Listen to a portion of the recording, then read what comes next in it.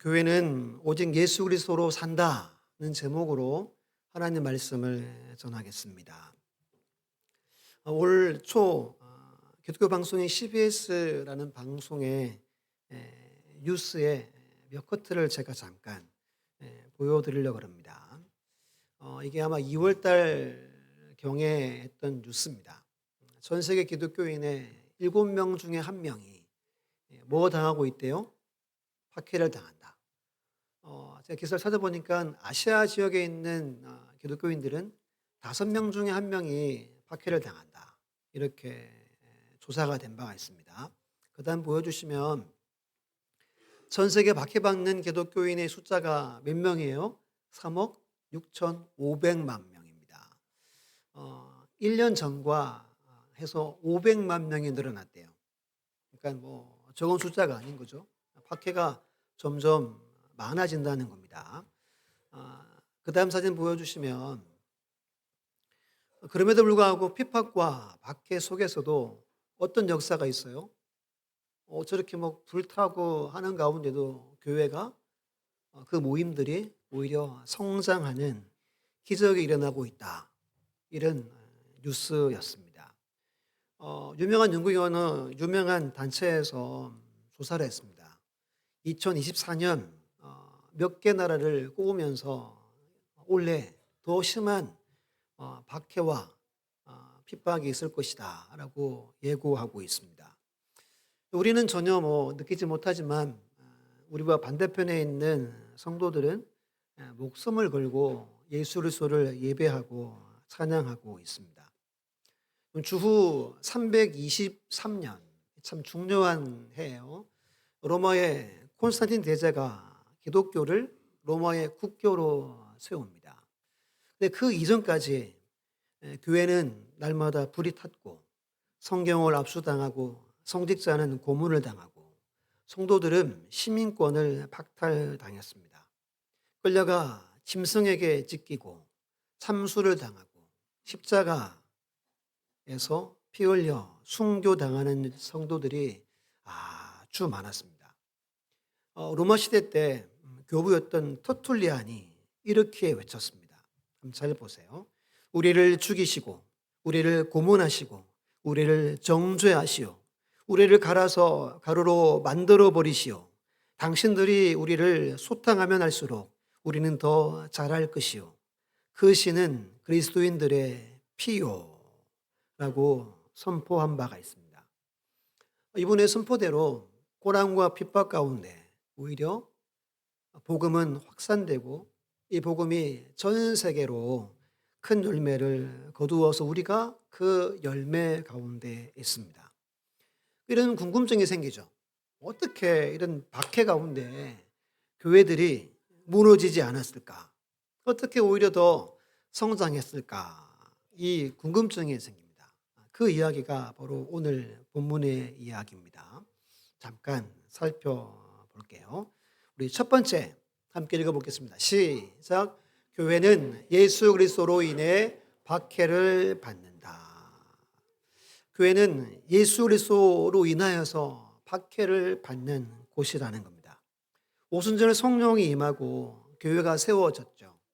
그리고 사도들에게 권능이 임하고 복음을 신실하게 전하고 성령의 역사로 그야말로 폭발적인 성장합니다. 한 번 설교에서 3,000명, 5,000명이 교회로 돌아왔습니다. 근데 뭐도 같이 왔어요? 핍박과 박해도 같이 왔습니다. 우리 앞에서 이미 베드로와 요한이 사도인 공회에 끌려가서 경고받았죠. 뭐라 그랬습니까? 다시는 그리스도의 이름으로 말하거나 가르치지 말라라는 위협과 경고를 받고 풀려났습니다. 그때 교회가 기도했고 다시금 뜨겁게 성령이 임하고 더욱 담대히 복음을 외쳤습니다. 그 결과 백성들의 칭송을 받고 구원받는 자가 더 많이 늘어만 갔습니다. 오늘 본문 이야기는 그 후죠. 지난주 우리가 누구 이야기 살폈어요? 부부 이야기 살폈죠. 줄여서 아삽 부부라고 말했던 그 부부 이야기였습니다. 이 사건 통해서 교회에서 거짓을 다 멸해버리고 그래서 오히려 하나님이 교회 가운데 놀라운 은혜를 더 부어주셨습니다. 더 큰 무리들이 모였다 그랬습니다. 근데 오늘 두 번째 큰 박해가 교회 가운데 찾아왔음을 본문이 기록합니다. 앞에서는 두 사도만 끌려갔죠. 오늘 본문은 모든 사도들이 다 끌려가 옥에 갇히게 됩니다. 17절 보시면 왜 그들이 끌고 갔대요? 다 마음에 뭐가 가득해서? 시기가 가득해서라고 말합니다. 이 무슨 말이에요? 이스라엘 백성들이 유대의 종교자인 자기들이 아니라 예수 그리스도의 이름을 따르는 교회를 더 좋아하고 따르는 것을 보고 시기했다는 겁니다. 자기의 권력과 인기, 영향력, 명예가 위협당하자 교회와 성도들을 시기해서 오늘 말씀에 그들을 죽이고자 하고자 하는 이야기가 오늘 이야기입니다. 28절을 보세요. 제가 읽어볼게요. 이르되 우리가 이 이름으로, 이 이름이 누구 이름이죠? 예수의 이름입니다. 사람을 가르치지 말라 엄금하였으되 너희가 너희 가르침을 예루살렘에 가득하게 하니 이 사람의 피를 우리에게로 돌리고자 함이로다. 이들은 예수 그리스도의 이름 자체가 언급되는 것을 시도했습니다. 그런데 지금 28절에 이 이름이 어디에 가득 찼대요? 예루살렘에 가득했다 말합니다. 즉 예수 이름이 선포되고 그 자리에 성령의 역사가 나타났겠죠. 사람들이 예수 이름을 좋아하게 되고 예수 이름을 따르는 교회 가운데 계속해서 폭발적으로 모여들었음을 말합니다. 그럼 여러분 33절 여러분들이 한번 읽어주세요. 시작. 그들이 듣고 크게 노하여 사도들을 없이 하고자 할세. 이들이 12사도죠. 이들을 그래 우리 죽이자, 없애버리자 라고 마음을 먹었다는 겁니다. 그럼 여러분 지금도 공산 국가나 아니면 무슬림 사회에서 기독교를 아주 박해합니다. 이유는 자기들의 기득권에 거슬리는 존재이기 때문입니다. 그럼 다른 종교는 어때요? 자기 종교만 고집하지 않습니다. 다 괜찮다고 말합니다. 하지만 우리 기독교는 유일하신 참 하나님을 믿습니다. 그분의 말씀에만 순종합니다. 역사적으로 로마 황제 숭배를 거부했습니다. 일제 때 신사 참배를 거부했습니다. 공산국가의 원수 숭배도 거부하고 알라신도 거부합니다. 왜 우리가 거부합니까? 그 보좌에 누구만 계셔야 되죠? 하나님 예수 그리스도만 계시기 때문입니다. 그럼 여러분 이것을 오늘 우리 한국 사회로 잠깐 시선을 돌리면 왜 여러분 안 믿는 분들이 교회를 싫어하고 예수 그리스도를 미워할까요? 분명 주님이 십자가에 죽으신 사랑의 대명사로 인정합니다. 왜 시기하냐 하면 예수를 알게 되면 예수님이 내 삶에 들어옵니다. 내 삶의 어두운 것들을 다 몰아내고 잘못된 생각들을 바로잡고 삶의 주인이 되고자 하십니다. 이때 사람들은 시기하는 거예요. 말씀을 한 군데 제가 읽어드릴게요. 요한복음 3장 20절에 악을 행하는 자마다 빛을 미워하여 빛으로 오지 아니하나니 이는 그 행위가 드러날까 함이요. 우리 안에 악이 있고 어두움이 있습니다. 이것이 강해서 빛이신 주께로 나오는 것, 그분이 내 삶의 주인 자리에 앉는 것을 시기하고 있기 때문입니다. 많은 성도들 가운데서도 분명히 말하죠. 자기를 부인하고 자기의 십자가를 지고 나를 따르라 라고 말씀하시는 그 말씀 앞에 온전히 따라가지 못합니다. 그래서 믿긴 하지만 다 믿지 못하고 우리 안에 시기함이 있을 수도 있다는 겁니다. 우리 로마서 14장 8절 말씀을 우리 믿음으로 크게 한번 읽어볼게요. 시작. 우리가 살아도 주를 위하여 살고 죽어도 주를 위하여 죽나니 그러므로 사나 죽으나 우리가 주의 것이로다. 믿습니까? 여러분들의 고백되시기를 간절히 부탁을 드립니다. 우리는 예수 그리스도의 주권 앞에 무릎을 꿇은 하나님의 교회이고 성도입니다. 우리의 이 보좌의 자리에 늘 놓고 경쟁하는 대상이 아니라 우리는 그분을 영원히 경배하고 찬양하는 우리의 주님이십니다. 말씀을 내가 취사 선택해서 취하는 것이 아니라 절대적으로 따르고 순종할 생명의 말씀입니다. 교회는 억지로 주님을 따르는 곳이 아닙니다. 그런 분 계십니까? 억지로 주님을 따르는 분? 계시지 않았으면 좋겠어요. 왜 우리가 주님을 따릅니까? 성경이 이렇게 말하죠. 먼저 교회를 위해 자기의 목숨을 내어주는 사랑 때문입니다. 우리 교회는 성도들은 기쁨으로 순종합니다.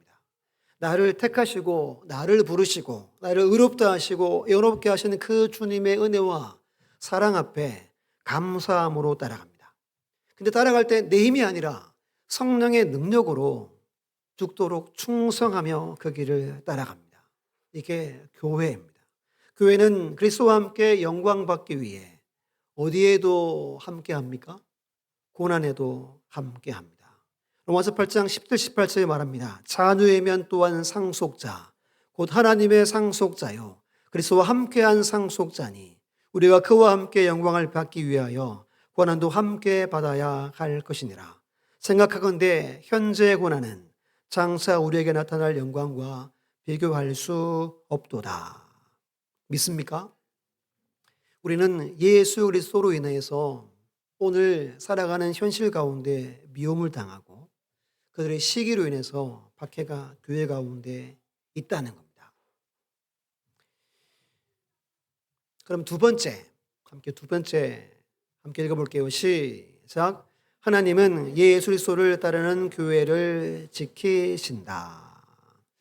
성가대 찬양처럼 하나님은 전능하시죠. 하나님은 교회를 돌보시고 교회를 지켜주십니다. 교회를 방치하거나 고아처럼 내버려 두지 않고 날마다 함께 하시고 놀라운 능력으로 돌보시고 지키신다는 겁니다. 본문은 두 가지를 말합니다. 첫 번째는 초자연적인 능력으로 보호하십니다. 무슨 능력이요? 초자연적인 능력입니다. 오늘 이야기 가운데 여러분 인상적인 게 뭐죠? 19절 말씀 보면 주의 사자가 천사를 말하죠. 밤에 옥문을 열고 사도들을 끌어내었다는 겁니다. 밤에 말씀 보면 보초도 서 있습니다. 굳게 잠겨 있습니다. 천사가 와서 사도들을 모두 아무도 모르게 마치 이렇게 순간이동한 것처럼 그렇게 밖으로 다 안전하게 나오게 했다는 겁니다. 날이 밝았습니다. 대상들이 이스라엘의 족속의 원로들을 모으고 재판을 해서 죽이고자 했습니다. 근데 데려와라 명령했더니 뭐라고 보고해요? 다 잠겨 있고 병사들도 서 있는데 안에 누구는 없어요? 사람이 한 명도 없다는 겁니다. 여러분들이 이렇게 유대 지도자면 믿었겠습니까? 저 같으면 못 믿었을 것 같아요. 무슨 헛소리 하냐고 다시 가서 보고 오라고 아마 몇 번을 명령을 내렸겠죠. 아니면 직접 가서 봤을 수도 있을 것 같아요. 정말 없는 겁니다. 찾아봐라 했더니 어디서 찾습니까? 성전에서 생명의 말씀을 가르치고 있습니다. 24절에 보면 이런 말 있죠. 의혹하여 일이 어찌 될까? 이 말이 뭐냐 하면 야 이게 도대체 무슨 일이지? 앞으로 어떤 일이 있을까? 이 말입니다. 이들은 하나님의 초자연적인 능력 앞에 당황하고 무서워하고 두려워하고 있었습니다. 꼭 기억하세요. 하나님은 오늘도 예수 그리스도를 따르는 교회와 성도들, 그들의 가정과 모든 삶을 초자연적인 능력으로 보호하시는 분임을 믿으셔야 합니다. 우린 종종 경험하죠. 야 하나님이 나와 함께 하셨구나. 야 하나님이 우리 교회와 함께 했구나. 하나님의 섭리와 능력을 오늘도 우리가 경험합니다. 두 시편을 한번 제가 읽어볼게요. 먼저 시편 34편 7절 다윗의 고백입니다.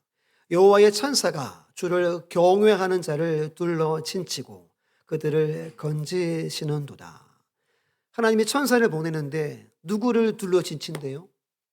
하나님을 경외하는 자, 하나님을 사랑하며 두려워하는 자를 둘러 친치고 그들을 친히 건져주십니다. 이분을 성경은 121편 4절에 이스라엘을 지키시는 이는 이라 말합니다.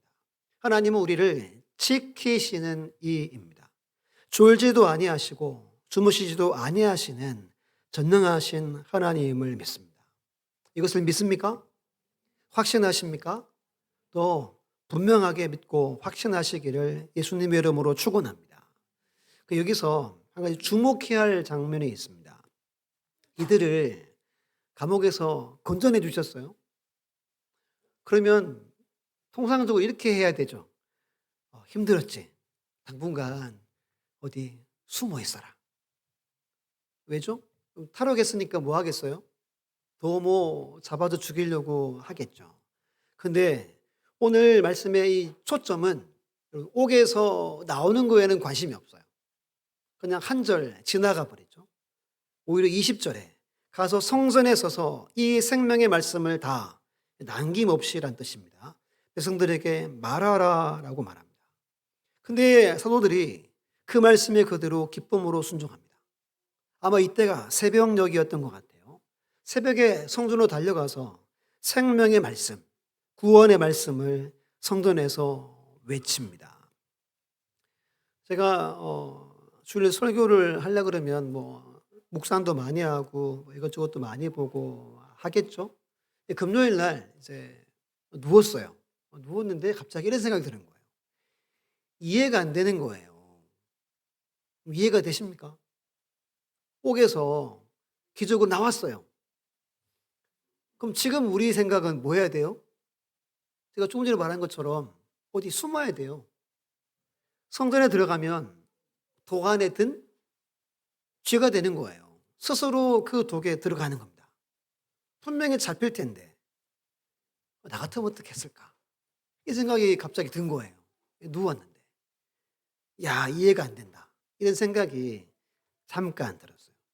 물론 우리는 기적을 경험하면 순간 그런 믿음이 있을 수 있겠지만 통상적으로 저와 여러분들의 일상의 생각으로는 이해가 안 되는 장면인 거예요. 근데 기적으로 이들을 보호해 주셨습니다. 첫 번째고 두 번째는 같이 읽어볼게요. 시작. 당대 최고 율법학자 가말리엘을 통해 보호하신다. 오늘 말씀 보면 가말리엘이라는 랍비가 등장합니다. 이게 누구냐면 사도 바울의 스승입니다. 이 당시 랍비는 두 학파가 있었습니다. 샴마이 학파와 힐렐 학파입니다. 샴마이 학파는 좀 엄격하고 좀 강경파예요. 근데 가말리엘에 속한 힐렐이 가말리엘의 할아버지가 됩니다. 온건파예요. 오늘 말씀한 것처럼 가말리엘은 그랬던 사람이에요. 이런 수식어가 있죠. 존경받는 사람이었다. 바리새인이다. 이 말은 명예가 있고 그리고 최고의 석학이었고 모두에게 존경받는 자라는 뜻입니다. 여러분 한마디로 하면 모든 걸 다 갖춘 사람이 가말리엘입니다. 역대 랍비가 얼마나 많겠어요? 3대 랍비 가운데 한 명이 바로 가말리엘입니다. 일어나서 말합니다. 잠깐 사도들을 내보내고 조언을 모든 공회원들에게 이야기하죠. 여러분 역사에 보면 요세푸스라는 역사가가 있습니다. 1세기에 활동했는데요. 이분이 로마 황제 치하 때 1만 번의 소요가 있었대요. 1만 번의 구테타가 있었다는 겁니다. 근데 그 중에 두 사건을 가멜리엘이 예로 듭니다. 첫 번째가 누구죠? 드다라는 사람이고 두 번째는 유다라는 사람입니다. 두 사람이 사람들을 꿰어서 로마에 도전을 했습니다. 근데 어떻게 됐어요? 두 사람 다 죽임을 당하자 다 흩어져 버렸다는 겁니다. 결론이 뭐예요? 그냥 우리 가만두는 게 맞는 것 같다. 이런 말을 합니다. 만일 이 사상과 소행이 사람으로부터 났으면 무너질 것이고 만일에 하나님께로부터 났으면 결코 그들을 무너뜨릴 수도 없고 누구를 대적하는 거죠? 하나님을 대적하는 것이다 라고 말하자 모두가 옳게 여겼다 말합니다. 여러분 이들이 잡긴 했지만 섣불리 죽일 수도 없었어요.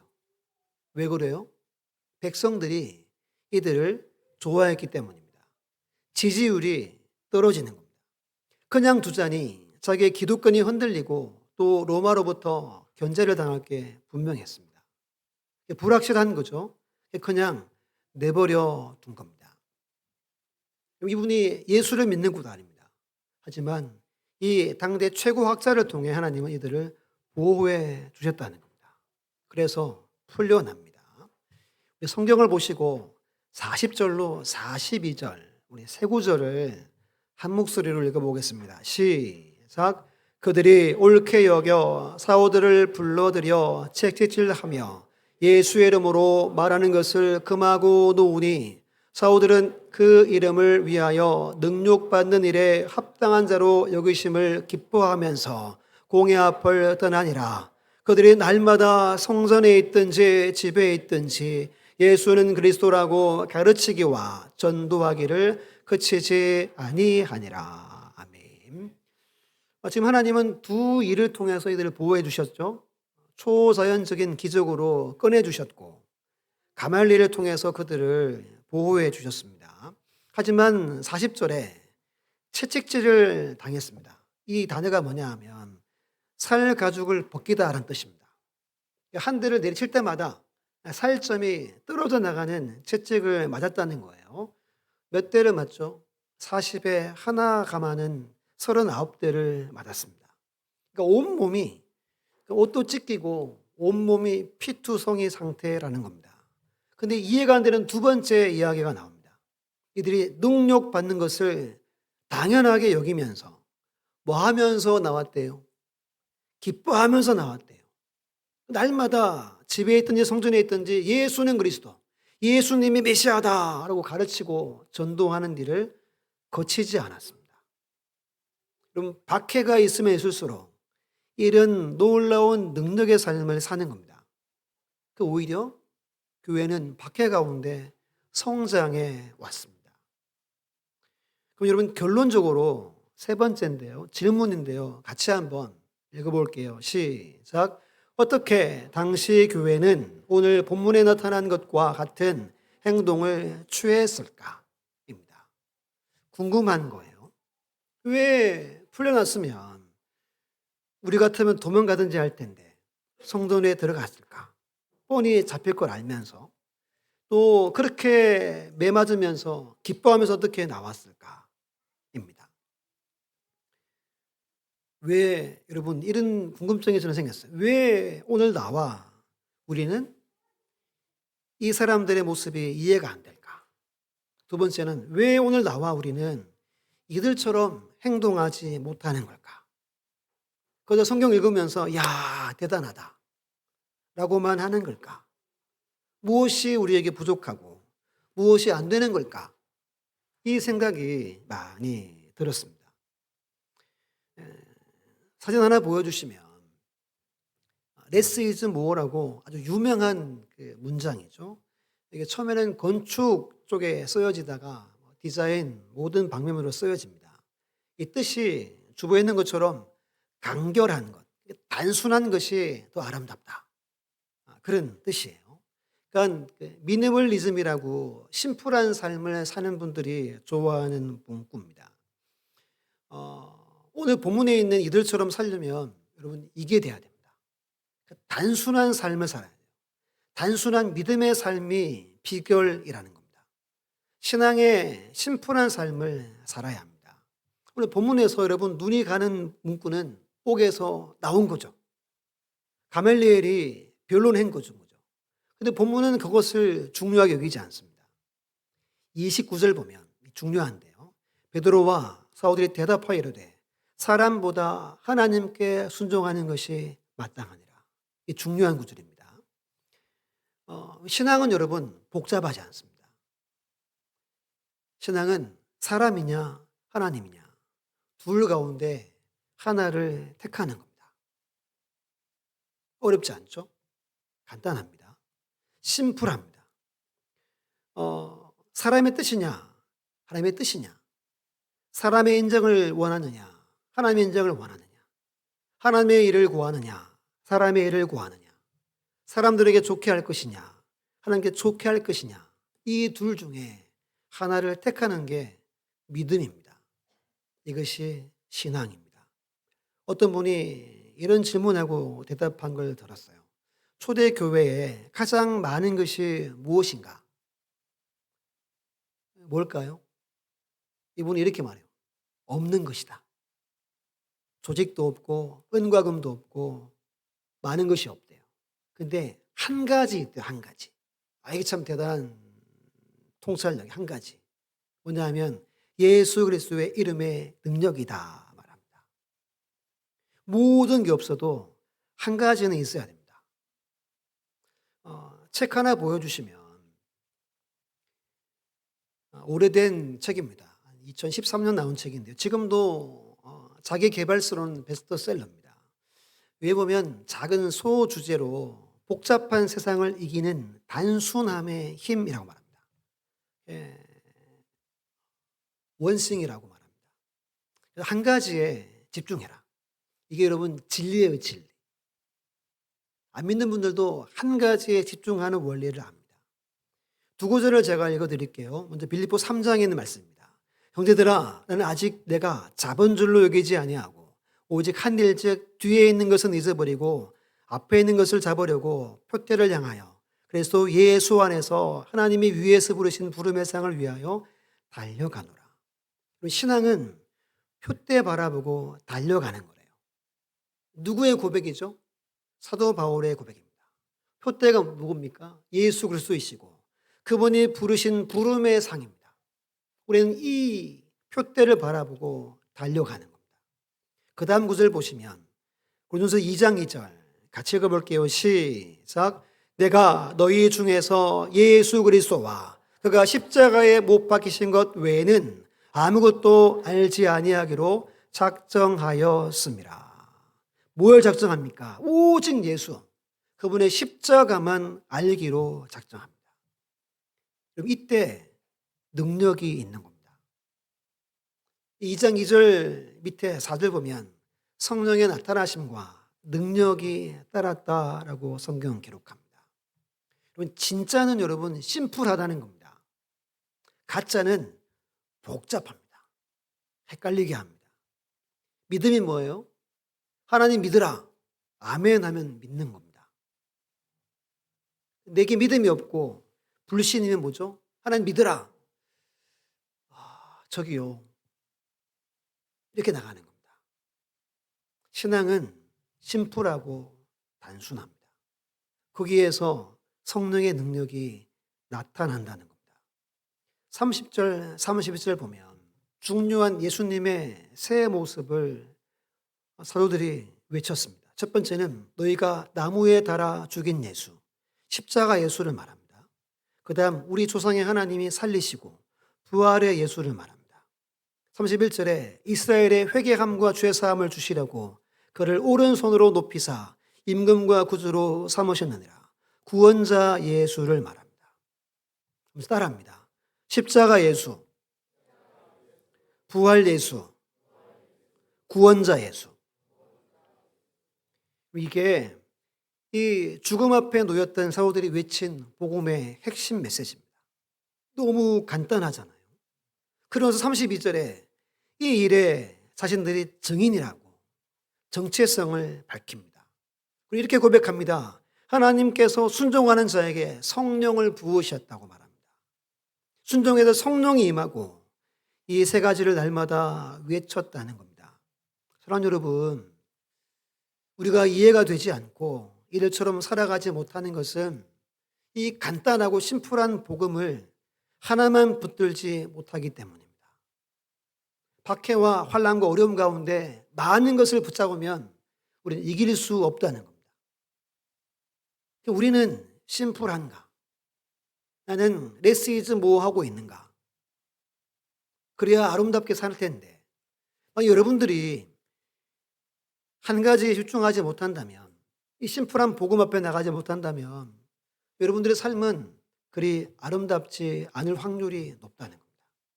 이것저것에 정신이 빼앗기고 온갖 염려 가운데 살 확률이 높다는 거예요.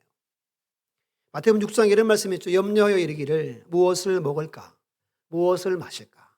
무엇을 입을까? 하지 말라. 세 가지 까가 나오죠. 쓰리까예요, 쓰리까. 근데 여러분, 밤낮 기도하는 게 뭐예요? 이것만 구하죠. 이게 좀 많아지면 기뻐하고, 이게 좀 없으면 슬퍼하지 않습니까? 성경은, 하나님은 하나에 집중하라고 말합니다. 제가 기사를 찾아보다가 미국의 한 교회에서 올해는 우리 한 가지 합시다 해서 성경 통독을 했대요. 이런 말 있죠. 평삼주오. 이게 뭐죠? 평일 3장, 수요일 5장 읽으면 1년에 몇 독해요? 1독하죠. 이 교회가 전체가 우리 올해 성경만 읽어보자. 4독해보자 했대요. 평일 12장, 주일날 20장 읽겠다는 거예요. 그렇게 한 해를 했대요. 놀라운 일이 일어납니다. 첫 번째는 음란물을 늘 보던 사람들 중에 61%가 완전히 끊어졌대요. 두 번째, 술과 담배, 또 미국이니까 약물을 하잖아요. 했던 사람들 중에 57%가 끊어졌대요. 우울증 환자 가운데 30%가 낫게 되었고, 특히 이렇게 도박하는 사람 있죠. 그 사람들이 74%가 끊어졌대요. 마지막에 여러분 좀 눈을 동그랗게 하는 건데요. 20%가 비만 탈출했대요. 이야, 이게 놀라운 이야기입니다. 1년 동안 뭐 했대요? 성경만 봤대요. 사독하려고 매일 성경 봤대요. 이야, 신비한 거죠. 살이 빠진답니다. 이야, 하나에 집중해야 됩니다. 뭘 여러분 집중하겠습니까? 제일 중요한 게 말씀이니까 말씀에 집중하시고 그 말씀 붙들고 기도하셔야 됩니다. 가멜리엘이 도와줬잖아요. 가멜리엘은 뭘 몰랐어요? 십자가 예수, 부활 예수, 구원자 예수 몰랐어요. 예수님을 드다와 유다와 같은 인물로만 여겼어요. 가장 스펙이 있는 똑똑한 사람이 어리석은 사람임을 오늘 본문이 말합니다. 우리 젊은 분들, 여러분 스펙이 인생을 좌우하지 않습니다. 뭐가 좌우하죠? 예수 그리스도의 이름이 여러분 인생을 좌우합니다. 스펙에 흔들릴 필요가 전혀 없어요. 하나님은 성가대 고백처럼 어떤 분이에요? 전능하십니다. 믿습니까? 우리 한 구절 읽어보고 이건 뭐 다 외우는 말씀이에요. 마태복음 6장 33절 우리 크게 읽고 마칩니다. 시작. 그런즉 너희는 먼저 그의 나라와 그의 의를 구하라. 그리하면 이 모든 것을 너희에게 더하시리라. 아멘. 이 구절을 인생의 구절 삼았으면 좋겠어요. 우리는 한 가지만 하면 됩니다. 그의 나라와 그의 의를 구하면 돼요. 그러면 나머지 모든 것들은 알아서 저절로 더해 주신다는 겁니다. 단순하게 심플한 복음으로 승리하는 우리 교회와 우리 모든 영혼들 다 되시기를 예수님의 이름으로 축원합니다.